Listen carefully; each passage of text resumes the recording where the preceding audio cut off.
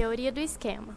Para Schmidt, caracteriza o programa motor generalizado como um padrão armazenado, podendo ser ligeiramente modulado quando o programa é executado, permitindo que o movimento seja ajustado para encontrar as demandas ambientais alteradas. Na realidade, o programa motor generalizado já está pré-estruturado e se caracteriza como um programa básico, com as condições mínimas para a execução do movimento e flexível, de forma a poder realizar as variações e adaptações do movimento.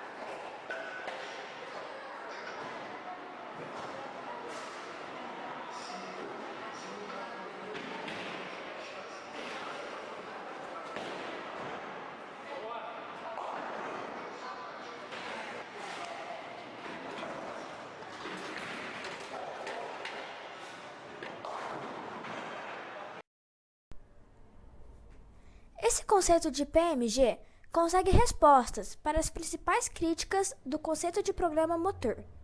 O problema do arquivo está solucionado, pois o executante não necessita de um programa motor para cada movimento. É necessário somente um PMG para cada classe, família ou agrupamento de movimentos.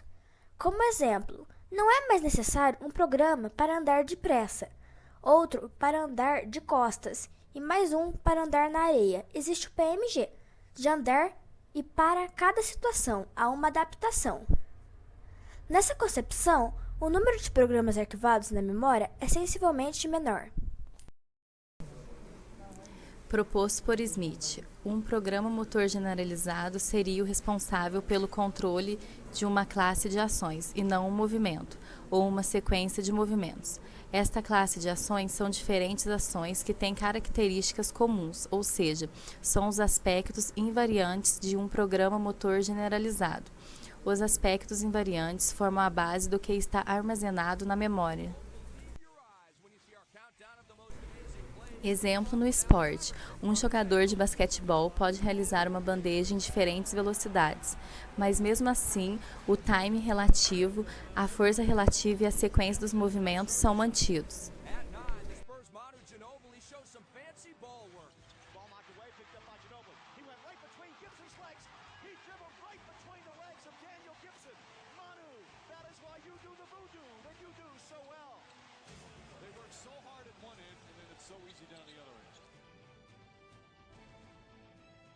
Number 8 is Amari Stoudemire, proving that watching your shot is overrated. The flip, the bank! Blindly off the glass and good. But at number 7, Tony Parker never takes his eyes off of his. Taking it spinning, throws it up and got it! Oh, how about that, Tony Parker? At 6, Kobe Bryant takes advantage of some serious hang time. Kobe attacks right baseline, skies, double clutch, layup is good. Oh, the degree of difficulty on that shot is through the roof. For number 5, LeBron takes his circus act to Portland. LeBron was fouled on the arm. Split it home. That was sick. Can you believe that was a blind shot he threw up there and it spun home? Oh, my. At 4, it's Andre Iguodala from an impossible angle. Iguodala swooping, soaring, fouled, and it's in! Oh, my goodness. He threw that over the backboard. Oh, my goodness. For number 3, it's Baron Davis with the spin against Utah. Davis. Baron Davis, shot of the night. He is so athletic. That guy is one of the best finishers in the NBA. At 2, Vince Carter proves where there's a will, there's a way. Carter hanging. Count it and a foul. Oh, that is special. That's right out of the Michael Jordan playbook. Wow. And our most amazing play of the year comes from Jason Kidd. Kidd throws it up. Oh! How did he do it? A circus shot. Jason Kidd is a magician.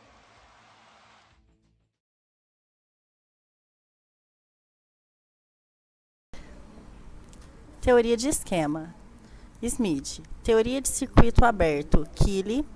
Teoria de circuito fechado. Adams. Teoria de esquema. Smith. Para Smith, o que acontece não é o armazenamento de um programa motor para um movimento específico, e sim relações básicas ou regras gerais sobre o movimento. A teoria do esquema é baseada nas evidências de que toda vez que um movimento é realizado, 4 elementos de informação são acionados, sendo eles: Elementos de informação. Primeiro, condições iniciais, ponto de partida, onde o movimento começou a ser feito. Segundo, certos aspectos da ação motora, qual o rápido, qual o alto.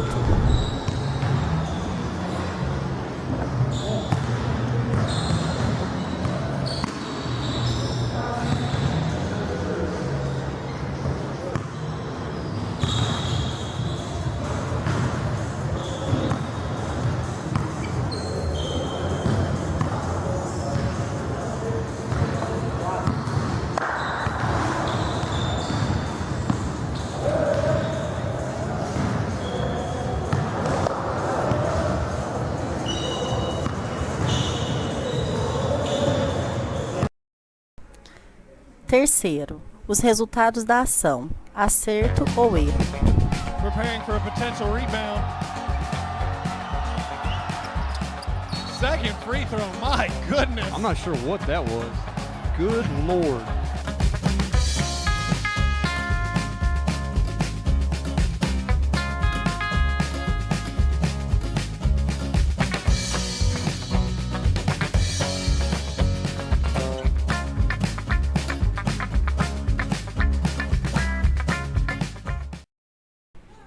Quarto, as consequências sensoriais da ação, como o praticante se sente após a ação. Roberto Baggio frente a Taffarel. Baggio perdeu. Brasil, campeão do mundo. Realizando o movimento. Selecione-se o programa motor de uma determinada classe de movimento. Chute. Querido, o que? Cai fora daqui! O que foi? Mamãe, ele me deu um chute! Sim, e foi ensinando como se chuta uma bola de futebol. A senhora acredita? Pois agora eu vou lhe ensinar como é que se deve chutar. Não, escuta, peraí, não. Gol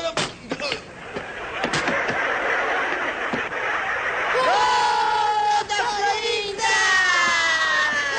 O sujeito define as condições iniciais do movimento em termos de sua própria orientação corporal, tamanho e peso do objeto e distância do alvo, e as informações sobre o resultado desejado.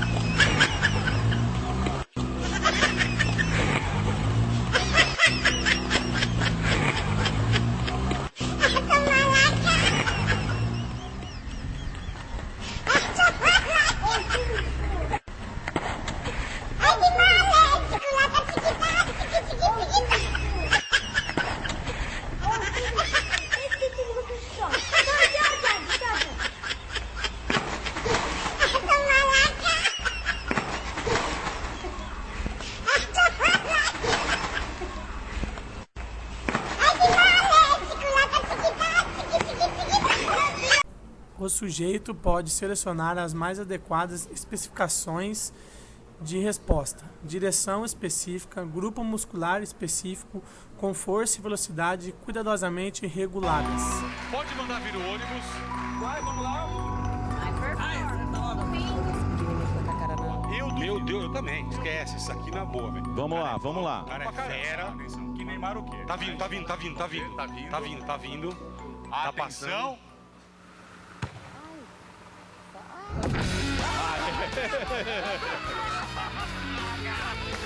Aê, Denilson Show!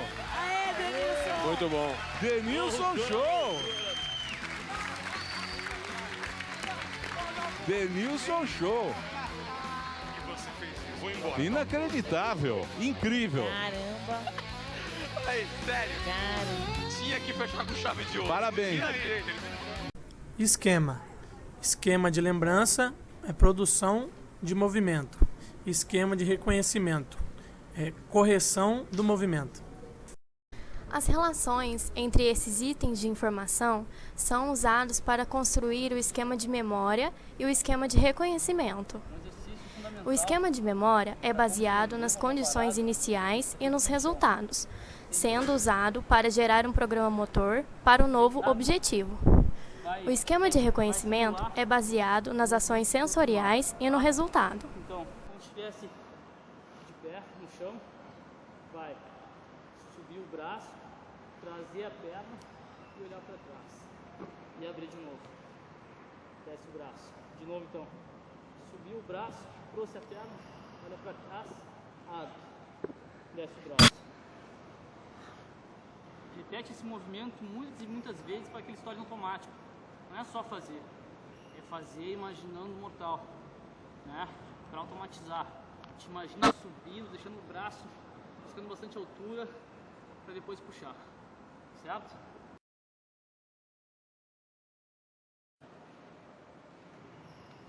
Não, só que não vai fazer assim, não pode baixar o peito, senão a perna vai subir reto e vai só trazer a perna em direção ao peito. Quem está atrás vai tentar. A pessoa que está fazendo mortal até pode inclinar um pouquinho o ombro na hora de puxar a perna. Quem está atrás tem que estar firme para não deixar o colega cair.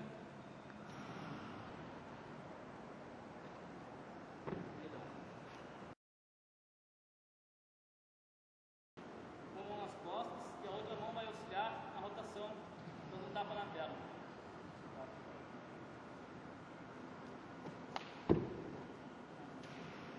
Caso quem vai fazer mortal estiver jogando muito para trás o ombro, a mão pode ter parada mais em cima para não deixar o ombro para trás. E com a outra mão dá um tapa forte de novo para fazer a rotação.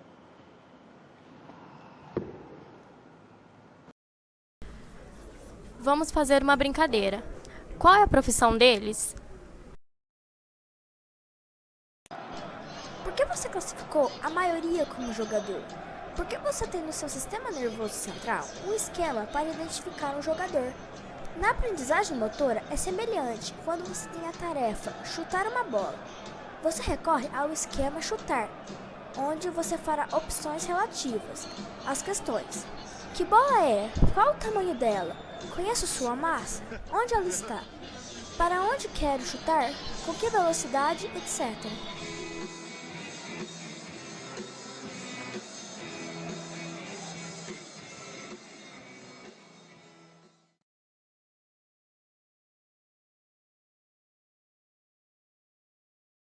Nós reunimos mestres em 4 diferentes artes marciais para esse teste inédito. Agora, você vai ver que no mundo das lutas nada é tão simples quanto parece.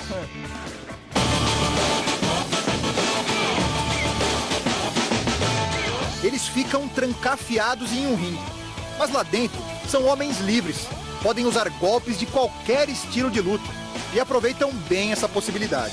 Quanto mais habilidade a gente tem, melhor é pra gente, né? Principalmente dentro do MMA. O MMA exige que você treine de tudo um pouco, entendeu? Que você divida aí durante a semana os seus treinos e entenda o que pode vir do seu adversário. Nem sempre foi assim.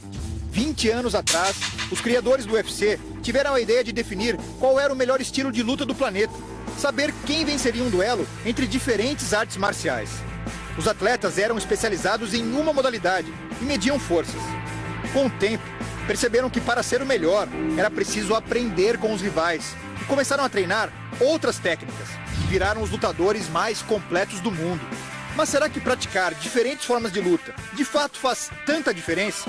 Será que o treinamento de cada modalidade implica no desenvolvimento de habilidades específicas? Ou, no fim das contas, as artes marciais são todas parecidas, sem grandes variações? Para entender exatamente o que cada estilo de luta tem de único, de especial, promovemos um encontro inédito no Brasil. Convidamos representantes de 4 artes marciais bem diferentes para realizarem testes de performance. Um time de primeira linha. 2 são praticantes puros, dedicados a apenas um estilo. E 2 mesclam uma especialidade com conhecimentos de outras modalidades, porque já duelam no octógono do UFC.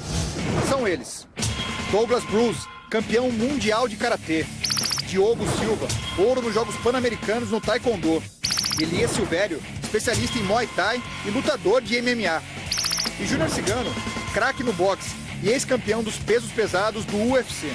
Pedimos ao nosso consultor Irineu Loturco, especialista em treinamento esportivo, para mapear a execução de golpes básicos que todos precisam utilizar em combate: socos e chutes. Nosso objetivo é mergulhar no corpo dos atletas e entender a eficácia, a força e a velocidade com que os golpes são produzidos.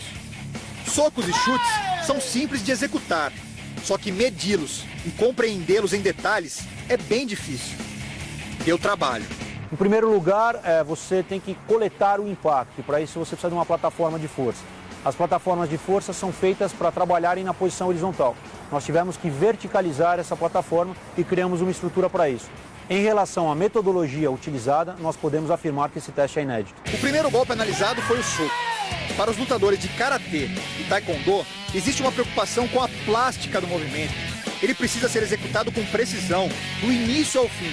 Ninguém está pensando apenas em nocautear o rival. Até para a gente fazer uma pontuação dentro de competição, o critério técnico é um critério que é avaliado. Se o árbitro identifica que não foi uma técnica com uma qualidade excelente, essa técnica não é pontuada. No nosso soco, a gente começa concentrando a energia no quadril. O movimento do quadril faz a rotação para sair o soco. O impacto do soco de Diogo no adversário é de 85 quilos. Douglas faz um movimento bem parecido e atinge o rival com 95 quilos. No Muay Thai e no boxe, a situação muda de figura. As modalidades exigem golpes mais contundentes e isso significa mais impacto, mais força bruta. Eles buscam um nocaute. O jeito de bater é outro. Para gerar mais força, o lutador vai trazendo energia desde a perna, passando pelos quadris, os músculos das costas, peito e ombro, até chegar aos braços. Seguindo essa técnica, Elias acerta o oponente com 122 quilos. Cigano faz o mesmo movimento. O impacto da pancada dele é de 173 quilos.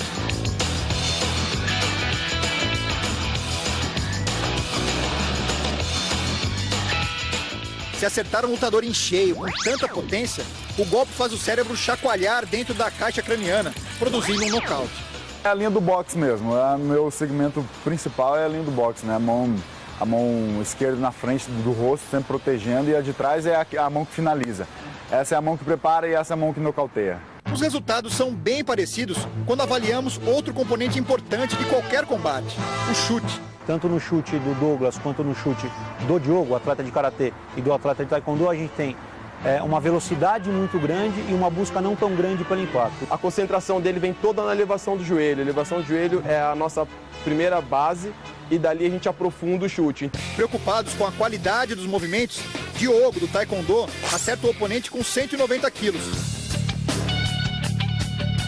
E Douglas, o karateca, crava 197 quilos de impacto. A turma do MMA é bem diferente. Do chute do Muay Thai e do chute do Cigano, a gente tem toda a projeção do corpo à frente, um contato maior, buscando um impacto maior, em busca do nocaute. Cigano vem do boxe e aprendeu a chutar justamente para ter mais recursos no octógono do UFC. Ele usa uma técnica de Muay Thai. O chute do Muay Thai ele é mais agressivo, né? É mais contundente que as outras modalidades. Elias consegue aplicar 255 quilos no golpe. Cigano mostra que aprendeu bem a técnica e atinge o rival com 306 quilos.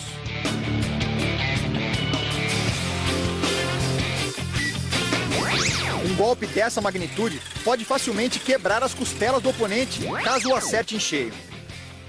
O problema é que simplesmente bater forte, com muito impacto, não é suficiente.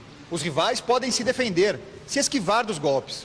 Por isso, é fundamental que o lutador tenha também velocidade e consiga surpreender o oponente. Para medir essas características, realizamos outros 2 testes.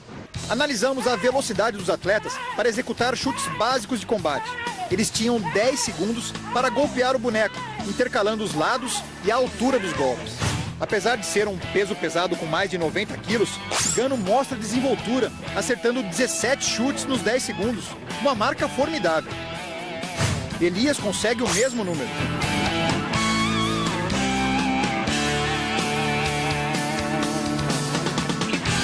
Os lutadores de karatê e taekwondo vão além. Douglas acerta 19 vezes o boneco.